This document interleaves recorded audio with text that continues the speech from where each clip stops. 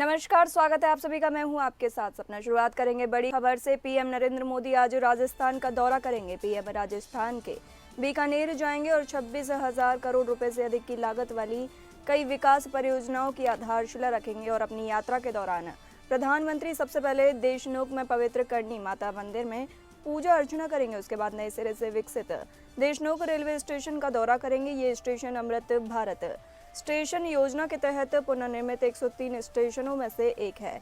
इस कार्यक्रम के दौरान प्रधानमंत्री मोदी नई बीकानेर मुंबई एक्सप्रेस ट्रेन को भी हरी झंडी दिखाएंगे। राजस्थान के मुख्यमंत्री भजन लाल शर्मा पूरे दौरे में उनके साथ रहेंगे। बता दें कि अमृत भारत स्टेशन योजना के तहत देश भर के रेलवे स्टेशन को बेहतर यात्री सुविधाएं, दिव्यांग जनों के लिए सुगमता और सांस्कृतिक रूप से समृद्ध डिजाइन प्रदान करने के लिए अपग्रेड किया जा रहा है। बता दें कि ऑपरेशन सिंदूर के बाद पीएम का राजस्थान में ये पहला दौरा है।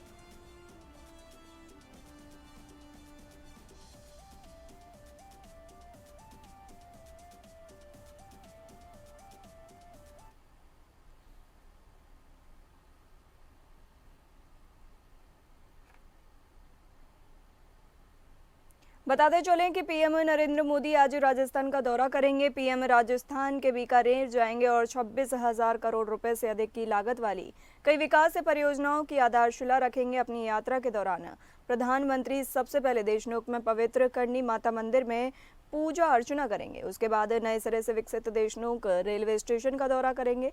ये स्टेशन अमृत भारत स्टेशन योजना के तहत पुनर्निर्मित 103 स्टेशनों में से एक है।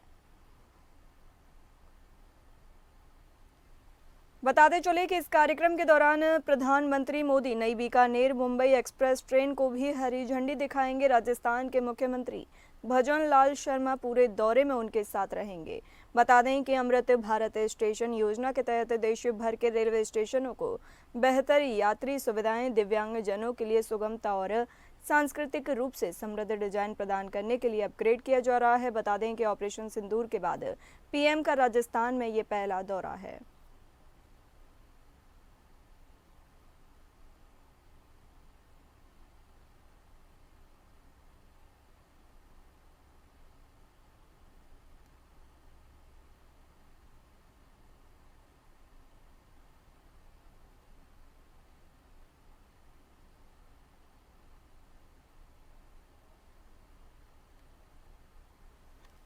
बताते चले कि पीएम नरेंद्र मोदी आज राजस्थान का दौरा करेंगे। पीएम राजस्थान के बीकानेर जाएंगे और 26,000 करोड़ रुपए से अधिक की लागत वाली कई विकास परियोजनाओं की आधारशिला रखेंगे। अपनी यात्रा के दौरान प्रधानमंत्री सबसे पहले देशनोक में पवित्र करनी माता मंदिर में पूजा करेंगे। उसके बाद नए सिरे से विकसित देशनोक रेलवे स्टेशन का दौरा करेंगे। ये स्टेशन अमृत भारत स्टेशन योजना के तहत पुनर्निर्मित 103 स्टेशनों में से एक है। इस कार्यक्रम के दौरान प्रधानमंत्री मोदी नई बीकानेर मुंबई एक्सप्रेस ट्रेन को भी हरी झंडी दिखाएंगे। राजस्थान के मुख्यमंत्री भजन लाल शर्मा पूरे दौरे में उनके साथ रहेंगे। बता दें कि अमृत भारत स्टेशन योजना के तहत देश भर के रेलवे स्टेशनों को बेहतर यात्री सुविधाएं, दिव्यांग जनों के लिए सुगमता और सांस्कृतिक रूप से समृद्ध डिजाइन प्रदान करने के लिए अपग्रेड किया जा रहा है। और बताते चले कि ऑपरेशन सिंदूर के बाद पीएम का राजस्थान में ये पहला दौरा है।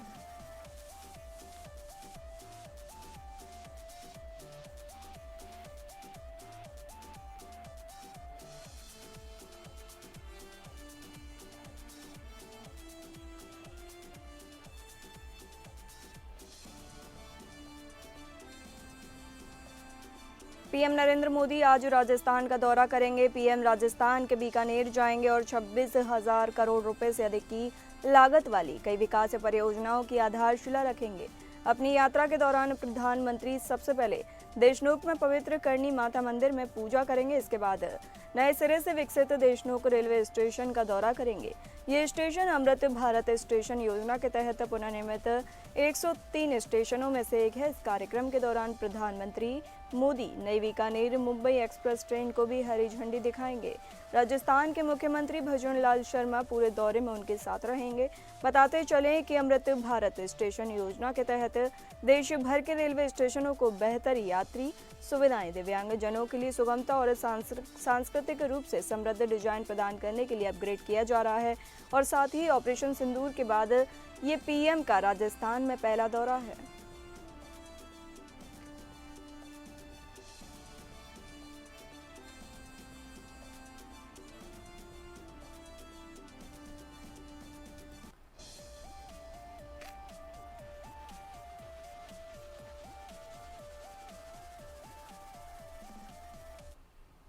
और अगली बड़ी खबर, पाकिस्तानी गोलीबारी राज्य आपदा घोषित। बता दें, जम्मू कश्मीर आपदा प्रबंधन पुनर्वास विभाग ने पाकिस्तानी गोलीबारी को राज्य आपदा घोषित कर दिया है। युद्ध जैसे हालात में मारे गए लोगों के आश्रितों और घायलों को अब प्रदेश आपदा राहत कोष से भी मदद मिलेगी। मृतक के परिवार को 4 लाख रुपए की सहायता दी जाएगी। 60% से ज्यादा घायलों को 2.5 लाख और 40 से 60% घायल होने पर 75,000 रुपए की मदद मिलेगी। इसके अलावा 40% तक घायल को 16,000 रुपए दिए जाएंगे। राजस्व विभाग पाकिस्तानी गोलीबारी में मरने वालों का आकलन कर रिपोर्ट जिला उपायुक्तों को देगा। गोलीबारी में घायल हुए लोगों का अस्पतालों में रिकॉर्ड मांगा गया है। इनकी रिपोर्ट के आधार पर एसडीआरएफ से फंड जारी कर दिया जाएगा। जम्मू कश्मीर में ऐसा पहली बार हुआ है। ये मदद प्राकृतिक आपदा की तरह ही दी जाएगी। उपायुक्तों के माध्यम से प्रभावित परिवारों तक यह सहायता राशि पहुंचाई जाएगी। ये मदद मृतकों के परिवारों से लेकर घायलों और संपत्ति का नुकसान होने पर दी जाएगी।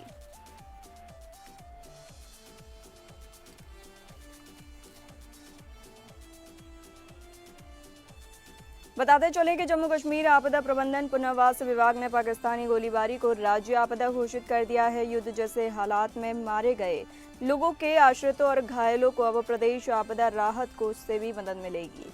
मृतक के परिवार को 4 लाख रुपए की सहायता राशि दी जाएगी। 60% से ज्यादा घायलों को 2.5 लाख और 40 से 60% घायल होने पर 75,000 रुपए की मदद मिलेगी। इसके अलावा 40% तक घायलों को 16,000 रुपए दिए जाएंगे। राजस्व विभाग पाकिस्तानी गोलीबारी में मरने वालों का आकलन रिपोर्ट कर जिला उपायुक्तों को देगा। गोलीबारी में घायल हुए लोगों का अस्पतालों से रिकॉर्ड मांगा गया है। इनकी रिपोर्ट के आधार पर एसडीआरएफ से फंड जारी होगा। जम्मू कश्मीर में ऐसा पहली बार हुआ है। ये मदद प्राकृतिक आपदा की तरह ही दी जाएगी। उपायुक्तों के माध्यम से प्रभावित परिवारों तक यह सहायता राशि पहुंचाई जाएगी। ये मदद मृतकों के परिवारों से लेकर घायलों और संपत्ति का नुकसान होने पर दी जाएगी।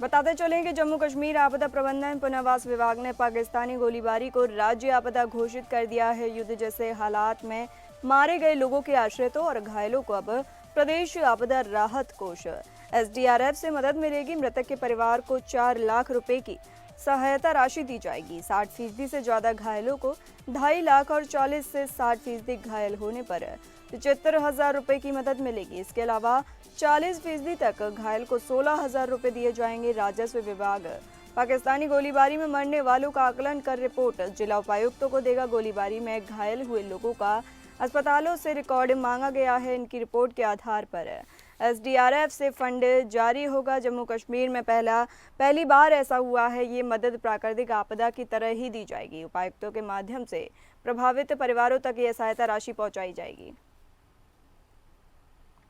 इसी के साथ ही ज्यादा जानकारी के लिए हमारे संवाददाता शेख दाऊद हमसे जुड़े हैं। आपसे जानेंगे नुकसान के आकलन जानने के लिए क्या मापदंड अपनाया जा रहा है।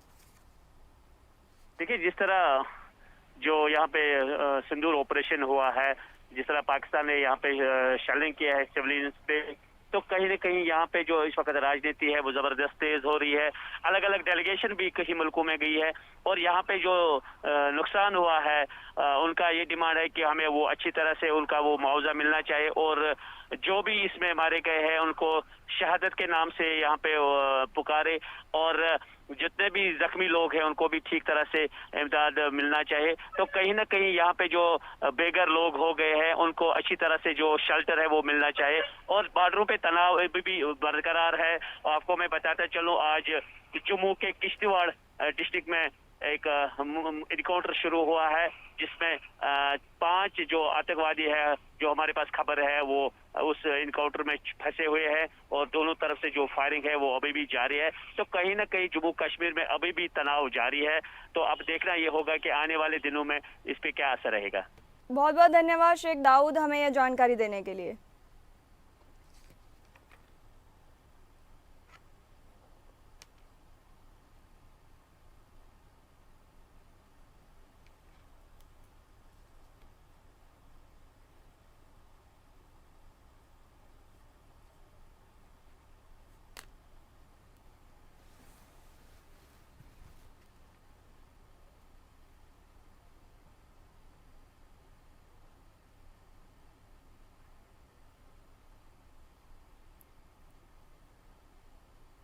और अगली बड़ी खबर झारखंड के हजारीबाग में बड़ा हादसा बताते चले। झारखंड के हजारीबाग जिले में एक स्कूल बस तालाब में गिर गई, जिससे 22 बच्चे घायल हो गए। हादसा इचक थाना क्षेत्र के तहत आने वाले खुटरा गांव में उस समय हुआ। हादसे के समय बच्चे स्कूल से घर लौट रहे थे। पुलिस के अनुसार घायल बच्चों को मेडिकल कॉलेज में भर्ती कराया गया है।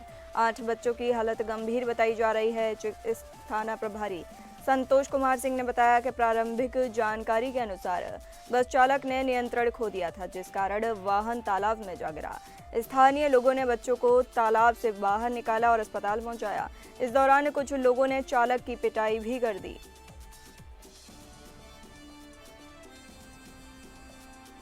बताते चले कि झारखंड के हजारीबाग जिले में एक स्कूल बस तालाब में गिर गई, जिससे 22 बच्चे घायल हो गए हैं। बताया जा रहा है कि हादसा इचक थाना क्षेत्र के तहत आने वाले खुटरा गांव में उस समय हुआ। हादसे के समय बच्चे स्कूल से घर लौट रहे थे। पुलिस के अनुसार घायल बच्चों को मेडिकल कॉलेज में भर्ती कराया गया है। 8 बच्चों की हालत गंभीर बताई जा रही है। इचक थाना प्रभारी संतोष कुमार सिंह ने बताया कि प्रारंभिक जानकारी के अनुसार बस चालक ने नियंत्रण खो दिया था, जिस कारण वाहन तालाब में जा गिरा। स्थानीय लोगों ने बच्चों को तालाब से बाहर निकाला और अस्पताल पहुंचाया। इस दौरान कुछ लोगों ने चालक की पिटाई भी कर दी।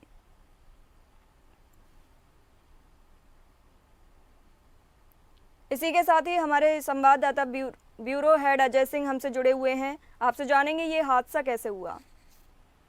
देखिए सपना, जब कल जो है जब स्कूल की छुट्टियां हुई थी तो हजारीबाग जिले के एक इचाक थाना क्षेत्र में एक गांव है खुटरा। तो जो वहां पर जैसे ही एक दरिया पथ के पास जैसे ही वो जो है एक स्कूल वैन जो है बच्चों को स्कूल समाप्त होने के बाद जब वो लौट रही थी तो वो जो है वाहन जो है वो स्कूल बस जो है वो नियंत्रित होकर और वो सामने के एक तालाब है, तालाब में जाके गिरा। और जैसे ही तालाब में गिरा तो उसमें करीब लगभग 20-22 बच्चे थे। बच्चों में चीख पुकार मच गई। लेकिन उस दरमियान संजोग ये था कि कुछ ग्रामीण वहां आसपास थे। वो लोग दौड़कर आए और दौड़कर लोगों को मतलब बच्चों को बचाने के लिए जो जरूरी सहायता होती है उन लोगों ने उपलब्ध कराई थी। तब तक जो है कि कुछ बच्चे, वैसी कोई अनहोनी घटना नहीं हुई, लेकिन कुछ बच्चे जो है वो गंदे पानी जो है पी लिए थे और थोड़ी हल्की चोटें आई थी। लेकिन तुरंत जो है जितने लोग जो तो ग्रामीण थे और जो वहाँ के लोग थे वो तुरंत पास के अस्पताल में उनको शिफ्ट किया गया। कुछ एक बच्चे जो ज्यादा डॉक्टरों से जब बात हुई थी, हमारी उनसे बात एपीएन की टीम से बात हुई थी, तो उन्होंने कहा था कि नहीं वैसी कोई विशेष बात नहीं है। लेकिन हाँ जो है बच्चे जब वो गंदे पानी को जो पिए हैं और उसमें से जो चोटें आई हैं तो उसमें कुछ उनकी स्थिति खराब। बस 1 दर्जन से अधिक बच्चे जो है वो ज्यादा उनकी तबीयत बिगड़ी हुई थी। हाँ एक चीज और है कि उसमें एक बच्चा जो है काफी वो सीरियस है। इसके लिए उसको जो राज्य के जो सबसे बड़ा जो RMCH है यानी राजेंद्र मेडिकल कॉलेज वहां पर भेजा, उसको रेफर किया गया। दूसरी तरफ जो है प्रत्यक्षदर्शियों का कहना था कि जो है शराब, जो ड्राइवर था, जो वाहन चालक था, वो शराब पिए हुए था और शराब पीने के कारण ही लोगों ने जब उसको पकड़ा तो उसके मुंह से बदबू आ रही थी और लोग जो है आक्रोशित, जो तब तक फिर आक्रोशित ये अभिभावक भी जुटते हैं और अभिभावक जो है तो लगातार जो है स्कूल प्रबंधन पर आरोप लगा रहे थे कि ये अभी तक भी इतनी बड़ी घटना हो गई है लेकिन ये अभी तक पहुंचे नहीं है। दूसरी तरफ ये जो बसेस जो चलती हैं वो बिल्कुल पुरानी हैं और उनको ठीक ढंग से सीए नहीं हुए, ठीक ढंग से उनका मरम्मत नहीं होता है, उनकी फिटनेस की जांच नहीं होती है। तो कहने का मतलब ये है कि जो है अभिभावक जो है काफी आक्रोशित थे, अपने बच्चों के प्रति बड़ा गमगीन थे और बड़े आक्रोश में थे। लेकिन स्थानीय पुलिस वहां पहुंचती है और लोगों को समझा बुझाकर किसी तरह से करती है। इस दरमियान जो है ड्राइवर को वैसे लोगों का कहना है कि जब ड्राइवर जो शराब पिए हुए था, इसके आक्रोश में जो है वहां के जो लोकल ग्रामीण थे और ग्रामीण थे उन लोगों ने जबरदस्ती उसको पीटा। लेकिन पुलिस जो है आकर उसको रेस्क्यू करती है और उसको लेकर थाने जाती है।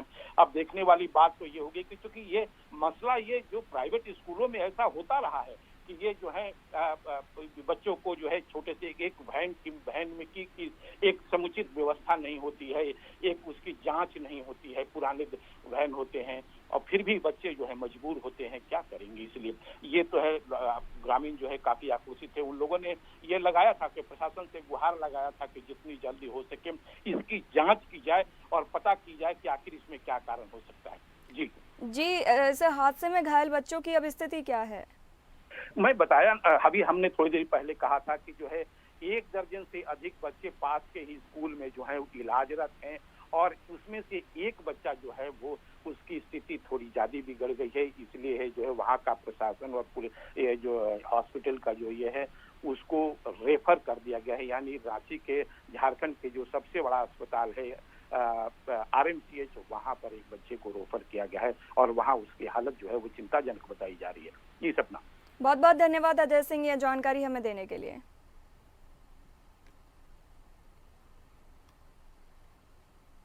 चलिए बढ़ते हैं अगली खबरों पर, और अगली खबर जौनपुर के अटाला मस्जिद के विवाद को लेकर दाखिल याचिका पर इलाहाबाद हाई कोर्ट में आज सुनवाई होगी। जस्टिस रोहित रंजन अग्रवाल की सिंगल बेंच में सुनवाई होगी। सुनवाई में याचिकाकर्ता की ओर से जवाब दाखिल किया जाएगा।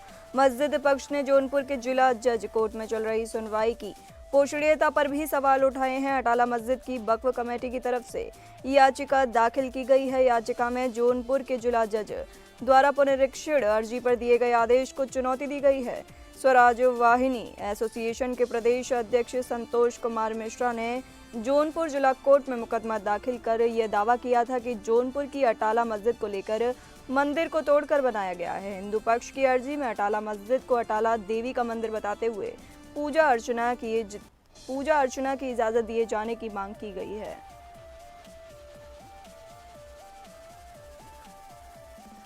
बताते चलें कि जौनपुर की अटाला मस्जिद के विवाद को लेकर दाखिल याचिका पर आज सुनवाई होगी। जस्टिस रोहित रंजन अग्रवाल की सिंगल बेंच में सुनवाई होगी। सुनवाई में याचिकाकर्ता की ओर से जवाब दाखिल किया जाएगा। मस्जिद पक्ष ने जौनपुर के जिला जज कोर्ट में चल रही सुनवाई की पोषणीयता पर सवाल उठाए हैं। अटाला मस्जिद की वक्फ कमेटी की तरफ से याचिका दाखिल की गई है। याचिका में जौनपुर के जिला जज द्वारा पुनरीक्षण अर्जी पर दिए गए आदेश को चुनौती दी गई है। स्वराज वाहिनी एसोसिएशन के प्रदेश अध्यक्ष संतोष कुमार मिश्रा ने जौनपुर जिला कोर्ट में मुकदमा दाखिल कर यह दावा किया था कि जौनपुर की अटाला मस्जिद को मंदिर को तोड़कर मस्जिद बनाई गई थी। हिंदू पक्ष की अर्जी में अटाला मस्जिद को अटाला देवी का मंदिर बताते हुए पूजा अर्चना की इजाजत दिए जाने की मांग की गई है।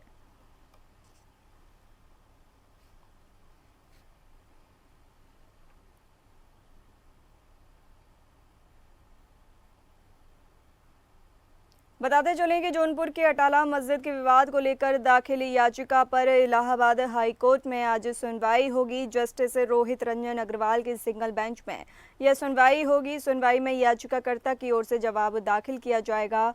मस्जिद पक्ष ने जौनपुर के जिला जज कोर्ट में चल रही सुनवाई की पोषणीयता पर सवाल उठाए हैं। अटाला मस्जिद की वक्फ कमेटी की तरफ से याचिका दाखिल की गई है। याचिका में जौनपुर के जिला जज द्वारा पुनरीक्षण अर्जी पर दिए गए आदेश को चुनौती दी गई है। स्वराज वाहिनी एसोसिएशन के प्रदेश अध्यक्ष संतोष कुमार मिश्रा ने जौनपुर जिला कोर्ट में मुकदमा दाखिल कर यह दावा किया कि जौनपुर की अटाला मस्जिद को मंदिर को तोड़कर बनाया गया है। हिंदू पक्ष की अर्जी में अटाला मस्जिद को अटाला देवी का मंदिर बताते हुए पूजा अर्चना की इजाजत दिए जाने की मांग की गई है।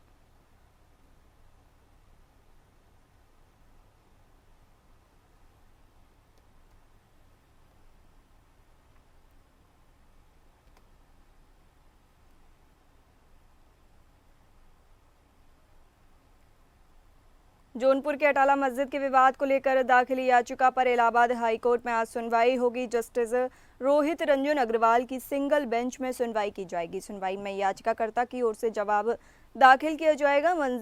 मस्जिद पक्ष ने जौनपुर के जिला जज कोर्ट में चल रही सुनवाई की पोषणीयता पर सवाल उठाए हैं। अटाला मस्जिद की वक्फ कमेटी की तरफ से याचिका दाखिल की गई है। याचिका में जौनपुर के जिला जज द्वारा पुनरीक्षण अर्जी पर दिए गए आदेश को चुनौती दी गई है। स्वराज वाहिनी एसोसिएशन के प्रदेश अध्यक्ष संतोष कुमार मिश्रा ने जौनपुर जिला कोर्ट में मुकदमा दाखिल कर यह दावा किया था कि जौनपुर की अटाला मस्जिद को मंदिर को तोड़कर बनाया गया है। हिंदू पक्ष की अर्जी में अटाला मस्जिद को अटाला देवी का मंदिर बताते हुए पूजा अर्चना की इजाजत दिए जाने की मांग की गई है।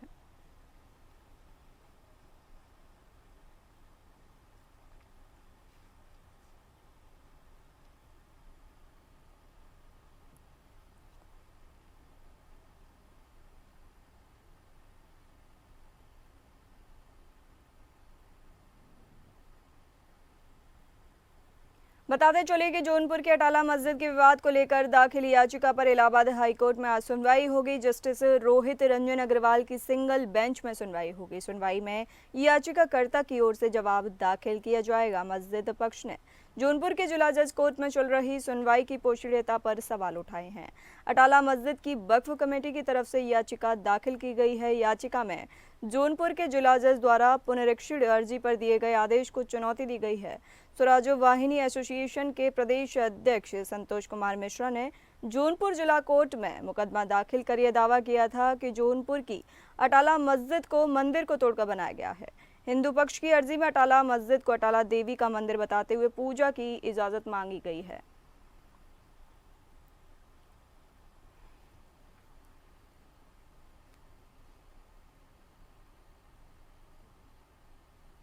छत्तीसगढ़ में नक्सलियों के खिलाफ लगातार सुरक्षा बलों की तरफ से ऑपरेशन चलाए जा रहे हैं। इसी कड़ी में नारायणपुर, बीजापुर, दंतेवाड़ा के सीमावर्ती क्षेत्रों में हुई मुठभेड़ में सुरक्षा बलों ने एक ऐतिहासिक उपलब्धि हासिल की है। अब तक इस अभियान के दौरान नक्सलियों के शीर्ष नेता बसव राजू समेत कुल 27 नक्सलियों के शव और भारी मात्रा में हथियार बरामद किए गए हैं।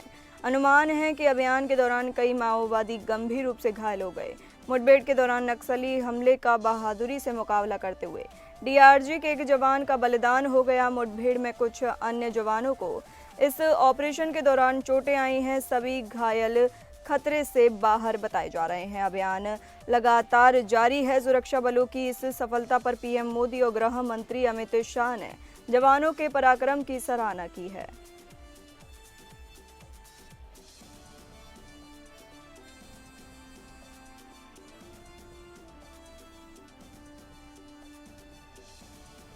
बताते चले कि छत्तीसगढ़ में नक्सलियों के खिलाफ लगातार सुरक्षा बलों की तरफ से ऑपरेशन चलाए जा रहे हैं। इसी कड़ी में नारायणपुर, बीजापुर, दंतेवाड़ा के सीमावर्ती क्षेत्रों में हुई मुठभेड़ में सुरक्षा बलों ने एक ऐतिहासिक उपलब्धि हासिल की है। अब तक इस अभियान के दौरान नक्सलियों के शीर्ष नेता बसव राजू समेत कुल 27 नक्सलियों के शव और भारी मात्रा में हथियार बरामद किए गए हैं। अनुमान है कि अभियान के दौरान कई माओवादी गंभीर रूप से घायल हैं। इसी के साथ ही ज़्यादा जानकारी के लिए हमारे ब्यूरो हेड पीयूष मिश्रा हमसे जुड़े हैं। आपसे जानेंगे, छत्तीसगढ़ में लगातार नक्सली मारे जा रहे हैं, इस पर क्या कहना चाहेंगे?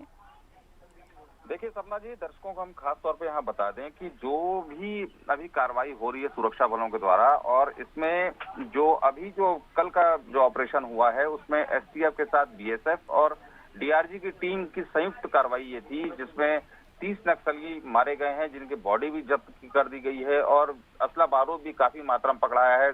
नक्सली साहित्य है वो बहुत बड़ी मात्रा में पकड़ाया है। सबसे बड़ी बात यह है कि जो बस्तर क्लीन की बात केंद्रीय गृह मंत्री अमित शाह करके गए हैं और 31 मार्च 2026 की जो डेडलाइन है कि नक्सलवाद को वहां से समाप्त कर दिया जाएगा, उसकी दिशा में पूर्ण रूप से ट्रिपल इंजन की सरकार काम कर रही है। और ये जो कार्रवाई हो रही है, ये इनपुट इस प्रकार के मिले थे सुरक्षा बलों को कि यहाँ पे बड़ी तादाद में नक्सली वहाँ पे आमद किए हुए हैं और वहाँ पे छुपे हुए हैं। उसके बाद ये घेर के कार्रवाई हुई है जिसमें 30 नक्सली मारे गए हैं। एक सबसे बड़ी बात यह है कि कोर कमेटी का जो सेक्रेटरी है वो भी इसमें केशव नाम का जो है वो मारा गया है, जिसके ऊपर 1.5 करोड़ से ऊपर की इनाम भी था। तो ये एक तरीके से नक्सली सफाई की तरफ है और बैकफुट में भी आ रहे हैं। नक्सलियों में भी एक हलचल मची हुई है कि अब उनका खात्मा तय माना जा रहा है। सपना जी, बहुत बहुत धन्यवाद पीयूष जी हमें यह जानकारी देने के लिए।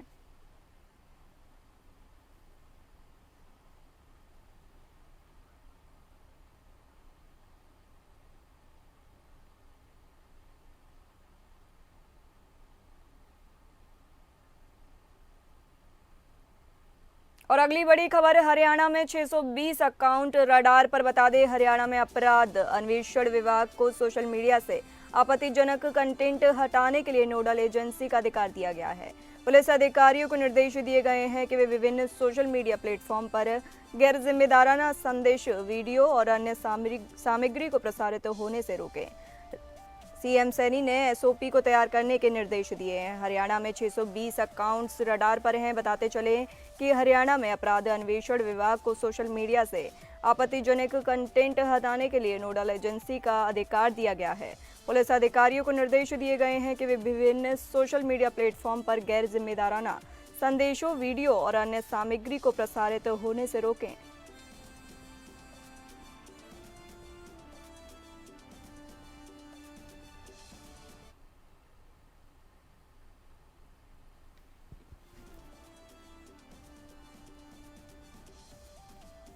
बताते चलें कि हरियाणा में अपराध अन्वेषण विभाग को सोशल मीडिया से आपत्तिजनक कंटेंट हटाने के लिए नोडल एजेंसी का अधिकार दिया गया है। पुलिस अधिकारियों को निर्देश दिए गए हैं कि वे विभिन्न सोशल मीडिया प्लेटफॉर्म पर गैर जिम्मेदाराना संदेशों, वीडियो और अन्य सामग्री को प्रसारित होने से रोकें।